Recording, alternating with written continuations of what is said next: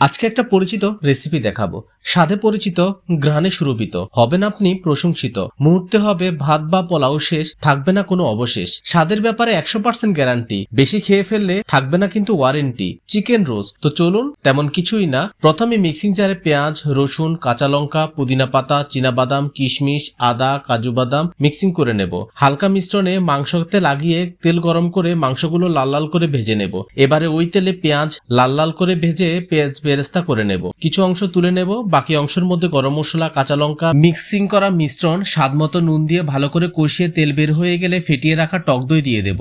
ভালো করে কষাতে থাকবো। কষানো হয়ে গেলে রোস্ট মশলা দিয়ে দেব। এবারে আবার ভালো করে কষাতে থাকবো। কষানো হয়ে গেলে পানি দিয়ে দেব। গোটা কটা কাঁচা লঙ্কা দিয়ে উপর থেকে ঢাকা দিয়ে দেব। ঢাকা তুলে পেঁয়াজ বেরেস্তা ছড়িয়ে দিলে তৈরি হয়ে যাবে মজাদার এই খাবার। মুহূর্তে হবে পুরো কড়াই সাবার, বানাতে মন চাইবে বারবার। দেখুন তো, এটাই হলো এই রেসিপির স্বাদের কারবার।